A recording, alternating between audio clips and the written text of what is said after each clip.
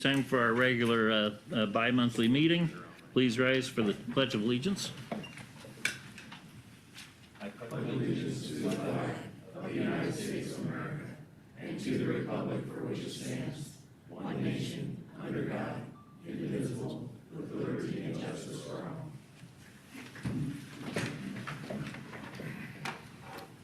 all. Okay, the roll call will show that all members are in attendance. We're going to move on to a mental health awareness discussion. And Dr. Amy Canuso, would you please come out, introduce yourself, and tell us how things are going? My name is Dr. Amy Canuso. I am the psychiatrist at St. Anthony Regional Hospital and the Director of Psychiatric Services. Thank you for allowing me to address the council members today. Before I came to Carroll to work at St. Anthony, I was in the United States Navy. And I was a Fleet Marine Force Medical Officer, which is a Navy physician that is embedded with the United States Marine Corps.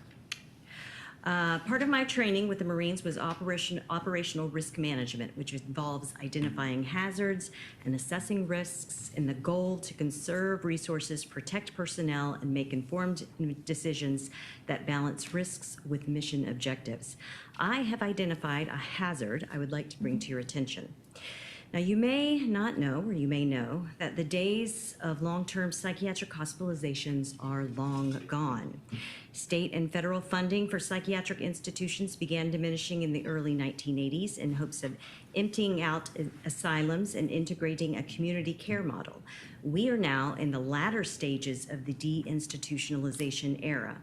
However, the community care model never really worked for most communities in the United States, and this is the primary reason why why there are so many mental health patients that are either homeless or incarcerated. In fact, the jail and prison system is now the largest supplier of mental health services in the United States. But we're not going to solve that problem today. First, I want to be clear that most people who have mental illnesses are not criminals. Our society at large seems to confuse criminal behavior, called psychopathy, with mental illness, but they are very different. 23.3% of Americans experience some sort of mental illness, but only 3% of people in the U.S. Have antisocial personality, which means they have innate criminal tendencies. The relationship between mental illness and psychopathy is not causative. In my time here in Carroll, I have appreciated that many citizens that have engaged in criminal activity may not be charged because they have been presumed to have a psychiatric diagnosis, or they do have one, and they are instead brought to St. Anthony Regional Hospital for treatment. However, St. Anthony is a short-stay acute stabilization unit and not long-term treatment. They may stay for a few days and then be back in the community with a plan for outpatient treatment. And this is where the potential hazard lies. Because even on an outpatient court order, Iowa Code Chapter 229, there are multiple ways for potentially violent individuals to slip through the proverbial cracks. I have come here to bring this matter to your attention so we can begin to discuss ways that we may be able to prevent our community from having what I call a CNN moment, which is when a small town has a very big tragedy that ends up on the national news, such as what Perry experienced in 2024. First, I recommend that St. Anthony and the Carroll Police and Sheriff Departments work closely together to establish a more consistent security presence in the hospital. That could look like more frequent officer rounds on the 4th floor as well as the emergency room. And our CO, Mr. Anderson, has even spoken about working with our local law enforcement to partially fund a more consistent officer presence. Second, we do have a forensic psychiatric facility in Coralville. The Iowa Medical and Classification Center is a facility that specializes in the forensic evaluation and treatment of people charged with crimes. Patients go there under Iowa Code Chapter 812, which is separate from Chapter 229, while awaiting adjudication. The citizen charged does not go to court until the patient has been determined to be competent to stand trial as determined by a state-employed specialist, which is a psychologist or a psychiatrist. I recommend that charges not be deferred, and if appropriate, the offender be court-ordered to Iowa Medical and Classification Center in Coralville for a prolonged period of treatment in a secure environment, if appropriate. Third, Is there a way that we can pass a local city ordinance equivalent to some sort of red flag law? Hospital staff are limited in reporting concerns because of HIPAA, and enforcement officers are also limited. But that does not mean that we can't come up with something that is outside of the box. We need a plan that allows communication between the hospital staff and law enforcement to relay concerns regarding individuals who may be a danger to other citizens and prevent violence before it happens. Thank you very much for your time. Thank you very much. Before she gets away, any questions or? Dr. Canuso, just want to make sure that, does anybody have any questions for her?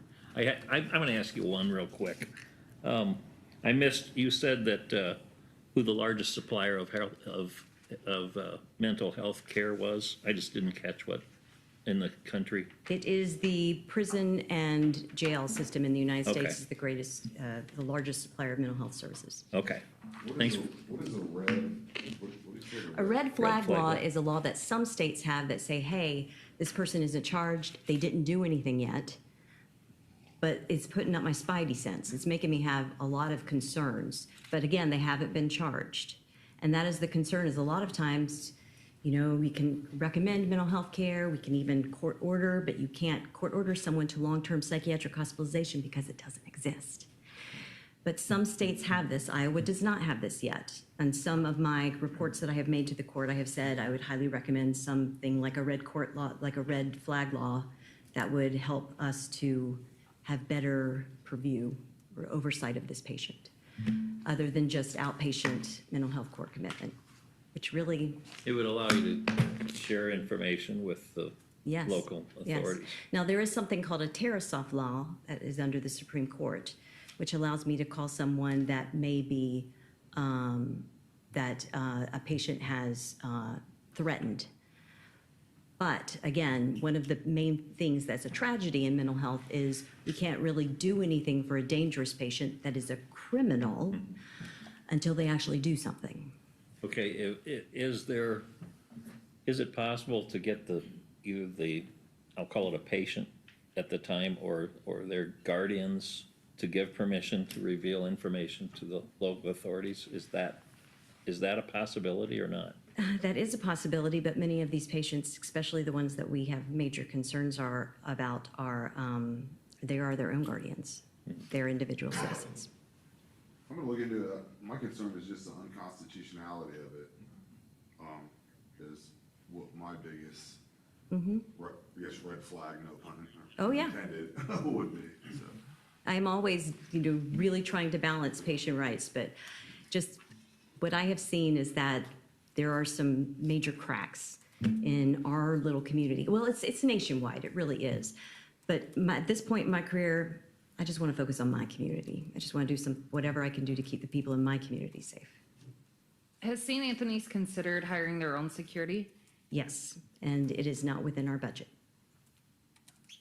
Okay. All right, thanks. Thank you.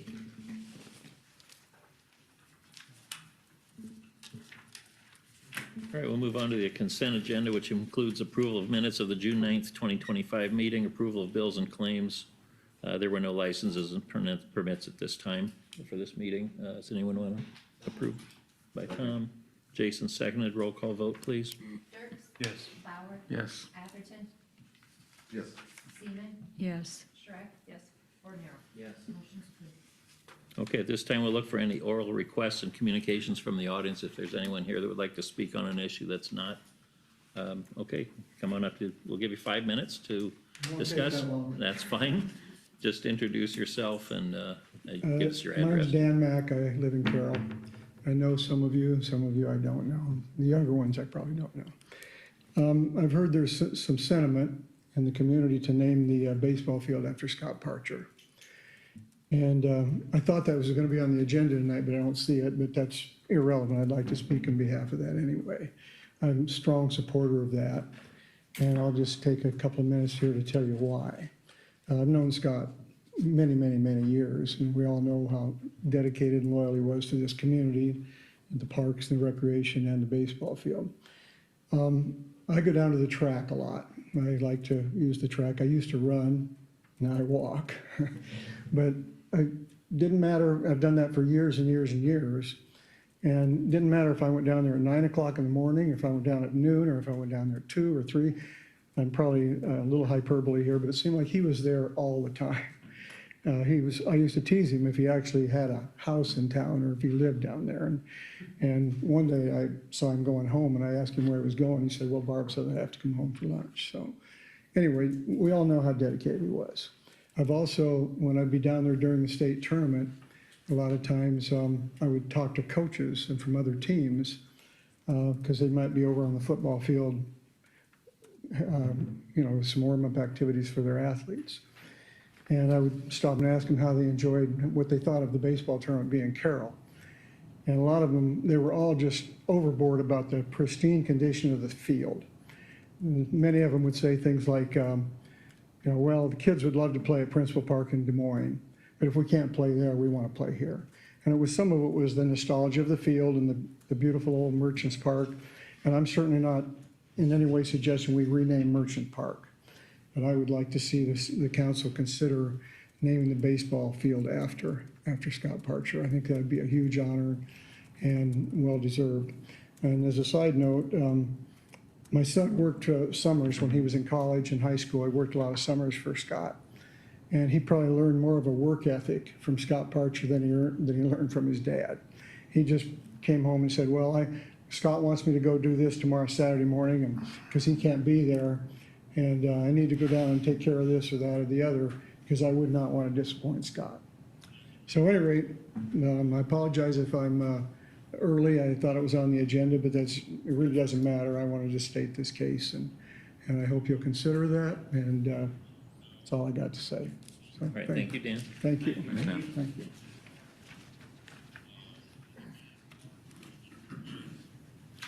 Okay, we'll move to ordinance. Our first ordinance is an ordinance amending the Code of Ordinances of the City of Carroll, Iowa by amending provisions pertaining to water rates in the third reading. And Randy? Thank you, Mayor. During your last meeting, you postponed action on the water rate ordinance. As you'll recall, that ordinance included a 7.5% increase in rates plus other increased fees throughout the ordinance. The postponement was to be able to take a look at the use of $971,000 of sewer utility fund balances and the impact that would have on that rate structure. On review, that actually $964,000 had been included in that 7.5% rate proposal. That was done administratively to avoid the recommendation for a double-digit rate increase. Without that amount of money, the increase would have been recommended at 2 11% increases plus 2 3% increases to fund the water utility fund. So it's already in that 7.5% proposal. We took the opportunity to look further into reviewing the rates. I used the current estimated cost, which has been refined a little bit. The plans are at about a 60% completion, and also factored in $971,000 of sewer utility fund balances, and then removed the Southgate Road project, which had been originally included in that rate increase at $200,000. And with that, was able to recommend a multi-year rate increase that included 7.5%, again, the first year, and then 4.5% increases. So those projections of cost of the project will be refined, of course, as the plans are refined and as it's bid. So those will continue to evolve, to some degree throughout the development of the project. So unless there are any questions, I'd recommend your approval of the third reading of and adoption of the ordinance amending the water rates. Randy, I have a quick question. As you refine your estimates, then there's a possibility we may not need to issue bonds for 2.7 million. Maybe that could change. I mean, everything I realize until we get the bids. That, yes, that's Determine. driving the rate increase, certainly, is the Okay. repayment of the bonds. Okay. And anything that can be done to reduce the amount of the bond would reduce the annual payment on the bond. Okay. And hence the So rate that's increase. in flux also. Okay, Yep. thank you. And the estimate's still at 5.8 million total cost? Yes, estimate? it's, the Okay. total project cost is just short of 5.8. Okay, thank you. Any other questions? Randy, if this comes in higher, say by $1 million, we're gonna be looking at a larger rate to pay for this. Yes. Mm-hmm.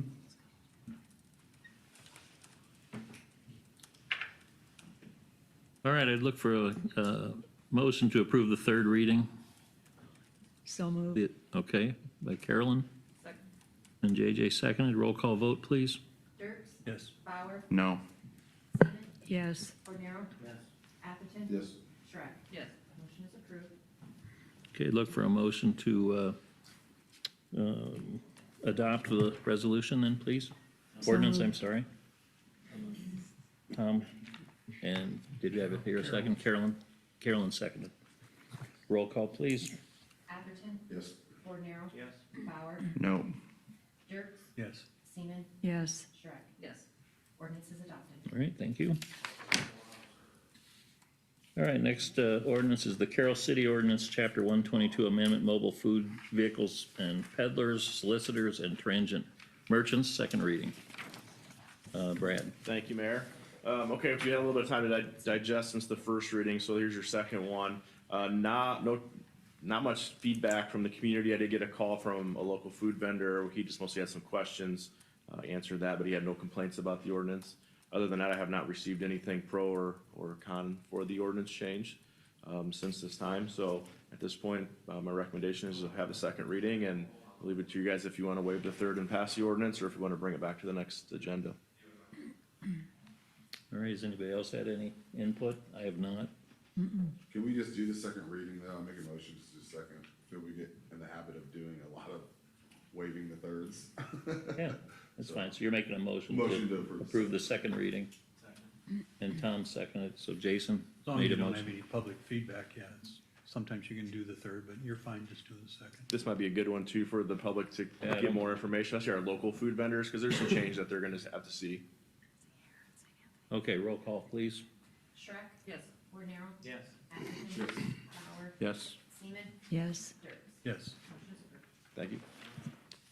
All right, moving on to, thank you, resolutions, amended purchasing policy number 0501, and Aaron. Thank you, Mayor. As council has requested, we reviewed our local purchasing policy, and we were able to locate another city's policy that we were able to rewrite to be amenable to what we need. Basically, the overview is we would allow a 2% difference if it was a bid for under $50,000. Between $50,000 and $100,000, we'd allow 1%. Staff felt like if we went above $100,000 and continued to give a 1% or something like that, that'd be utilizing tax dollars, not quite so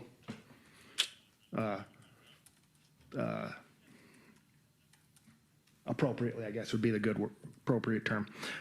So in front of you, we'd recommend to approve the amended purchase policy. All right, questions for Aaron? I just have one for Dave. From a legal perspective, Dave, is there a difference between businesses? These are repeated throughout, and it flows very nicely. Is there a difference in legal terminology between businesses and private enterprises, or they see, it's just another way of expressing the same Yeah, type Carol, of organization? the two are really synonymous. Okay, You know, your business is more of a generic right. reference. But, And, yeah. and your private enterprise is, that's actually defined by the state code. So that would So be, so I did place that in there. okay, that's, I did, thank you. Anyone else? All right, I'd look for a motion to approve the resolution amending purchasing policy 0501. By Second. Jason, Tom seconded. Did she? I'm sorry, I thought I, okay. Even though she snapped. All right, we'll go with Jason, I did hear him. Jason, then Tom, roll call, please. Bauer, Yes. Atherton, Yes. Dirks. Yes. Shrek. Yes. Seaman, Yes, Ordinance. Yes. Resolution is approved. Thank you. Trying to get on JJ's good side now. Okay, next resolution is 2025 Downtown Facade Grant Program, and Aaron. Yes, again, thank you. Again, we had a good facade applicants this year. We had 7 applicants for the downtown facade program. As the committee got to look at these, we really felt that all 7 applicants were very good applicants for what we were trying to do in our downtown area. As we looked at the total amount of dollars requested, it was at $102,000 and some change, which we had allocated $100,000 for the entire project. So after a little bit of discussion, we felt like requesting the council approve all 7 applicants at the funds that they've requested, and then allocating the extra $2,500 and some change to the project to fully fund all 7 projects. Okay, and they're all listed here in your memo. Any questions about that? Well, at the League of Cities meeting last week, Jefferson had their tour of the town, and they kind of started like this, and there was a little bit of resistance when they first started, but once they saw what was happening down there, things started rolling for them, so this is kind of where we're at right now. So they had similar, Yeah, they had resistance at the start, but they were kind of following what they were doing, and now look at them. all right. Some of the paintings are on top of the roofs of those buildings is pretty cool. I did notice that one day, so, okay. Aaron, maybe I'm missing it in here, but they can only apply once. Is it once in a lifetime, or is it, how many times can they apply? I would And agree. be given, I would agree with you. I don't know if we've actually set that in the rules, but I would say if you've applied and received the grant, you're not going to get it again for a specific amount of time. I don't know if we've set that in the rules, but I would agree with you. That's probably a standard. Can we set that in the rules? Absolutely. Approve this, but then set Yeah, it in the- absolutely. We can set that at any time between now and the next time we put Yep. this out for next year. And the total increase is 26,741.91. That sounds accurate. Okay. Yes, that's what's listed. Is there a motion to approve? So moved. Second. Jason, Laverne seconded. Roll call, please. Dirks. Yes. Ordinance. Yes. Atherton. Yes. Bauer. Yes. Shrek. yes, Seaman. yes, Motion's approved. All right, we also need to approve the resolution authorizing advancement of costs for an urban renewal project and certification of expenses incurred by the city under Iowa Code Section 403.19. Is there a motion? So moved. By Jason and second by Tom. Roll call, please. Seaman. yes, Atherton. Yes. Dirks. Yes. Bauer. Yes. Ordinance. Yes. Shrek. yes. Resolution's approved. Okay, thank you. All right, moving on, we'll go to reports, and the first one is CBD Street Resurfacing 2024 Change Order Number 2, and Randy. Thank you, Mayor. Before you is a change order number 2 for the CBD Street Resurfacing. This is basically a change order that adjusts the contract quantities, adjusts the constructed quantities to the contract quantities. Okay, this is a unit price contract, so the contractor is paid for each unit of work that he completes. It's pretty lengthy appearing change order. but the net result is $312,307.11, which brings the total contract to $2,102,056.18. And of course, out of that 300,000, if you recall, most of that was included in the addition of the alley paving and the overlay of the Great Western parking lot and the additional patching on 4th Street between Main and Clark. So the vast majority, in fact, 230-some thousand of this change order was in those three additions to the contract. And they were just constructed under the unit pricing in the contract. So unless there are any questions, I'd recommend your approval of the change order in the amount of $312,307.11. Motion by Tom, Second. all right, and JJ seconded. Roll call, please. Bauer, Yes. Atherton, Yes. Yes. Dirks, Seaman, Yes. Schreck, Yes. Bordenhour. Yes. Motion approved. All right, thank you. And now Carroll Business District Street Resurfacing 2024 Certificate of Completion. Randy. Thank you, Mayor. 10 Point Construction has completed the street resurfacing project. Their date of substantial completion was November 1st of '24, and their date of final completion was May 23rd of '25. Final cost, again, was $2,102,056.18. Unless you have any questions, I'd recommend your consideration of acceptance of the certificate of completion. Second. Tom and Jason seconded. Roll call, please. Bordenhour, Yes. Schreck, Yes. Dirks, Yes. Seaman, Yes. Bauer, Yes. Atherton. Yes. Motion approved. All right, committee reports are available. Comments from the mayor, I have none. And how about from the city council? Yeah, do we have, is there like a timeline on when we're gonna get more information about the shelter house that was struck by lightning, or, I know that there's whatever negotiations or whatever, but do we have somewhat of a Yeah, so timeline on one? basically, I'm hoping by the end of this week, I'll have a good email out for you. Okay. We're digging into some state code policy that could limit what we need to actually have engineered, since it's a maintenance issue. It's just finding that determination, before we can start moving forward and actually have some numbers. Okay. How about comments from the city manager? Yes, this past week, Laura, myself, and Laverne both all went to the Northwest Iowa League of Cities, which happened to be in Jefferson. The big showcase for them was their downtown facade program, which, of course, they have a lot of older buildings in their downtown, so they are putting a lot more money into the downtown. However, they're also getting casino money to help with that. But they are putting money into it, and the downtown looks very good. It was very informative.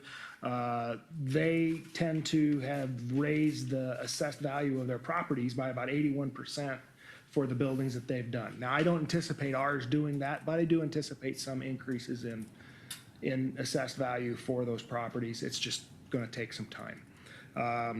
We did get an email from Region 12, who helped us write our Thriving Communities application, and we have not been asked to go on to the finals for that. So we will not be a Thriving Community designated nation this year. So that's all I have. All Are right, we gonna try to, I have a question on that, honestly, like, now that everything's calmed down. Are we truly going to try to put together some type of plan so that we can get it? Like, or is there, you know what I mean, we have a year, and that's not putting anyone on the spot. Have we like thought about truly like getting like a legit plan together so that we have a better chance at actually getting it?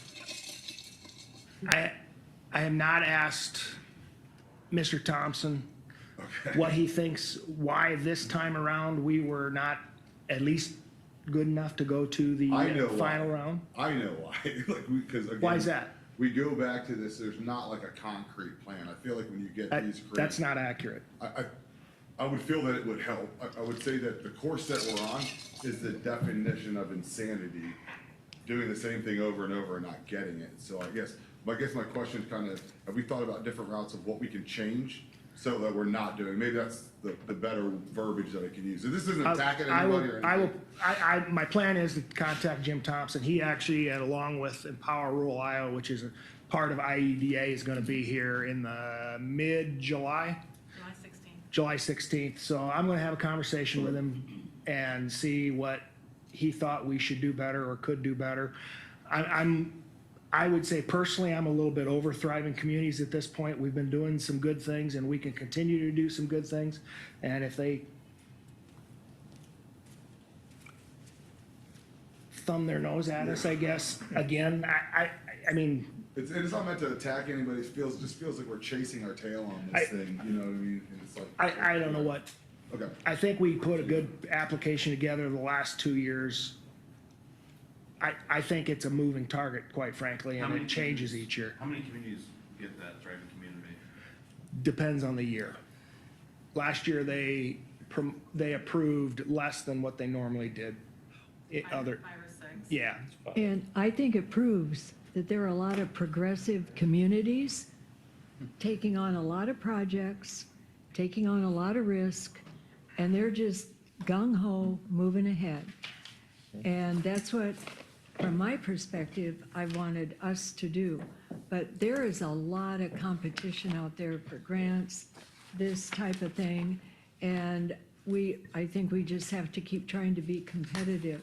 If you read Yeah, so. read the whether it- Cityscapes magazine, Oh, all you the know, time, there's yeah. things in there, fascinating things that And places do. I small know. towns. It's very interesting, doing. and it does give you Yeah. an so idea of some of the things that are We going on. have a lot of so. competition. Okay, One thing real quick on the facade grant, we talked about possibly how it could help boost property taxes. One of the applicants on there does not pay property taxes, so that's something that we should probably look at too. If we're gonna give them this money and you never get a return on it. that would, again, we would have to change our rules because a nonprofit or a 501c3 does not obviously pay property taxes, but obviously, with that, you know, that organization does not make lots of money, so it's difficult for them to make ends meet. So it's one of those, it's a catch-22 on that one. Yeah. I don't disagree with you, but. I was gonna wait until we had a chance for the thriving community, but now that we don't have it. The meeting I went in Ames and the state convention I went in Sioux City. I went to different classes, and one of the classes I went to was towns of 10,000 and over. And in that group, there was probably 15 cities in there, and we are the only city that does not have it on vote or a motion or whatever, that does not pay 100% of the infrastructure. Newton actually pays 100%. They buy the land, pay for the infrastructure, and then sell the land, you know, to the buyer. But they also give $10,000 to the homeowner after they're in, plus all the infrastructure. So Newton, 20,000, 15,000 maybe. They're probably 15. But everybody, it's all changed. It's all changed. Everybody, even some 5,000 to 10,000, they're all paying for infrastructure now. Thank goodness we're first class here in Iowa, with Carroll. all Well, right. you know, we have to start looking at that.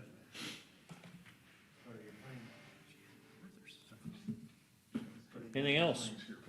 I was just gonna check how big Newton is. So moved. Okay, Tom, Jason, motion to adjourn.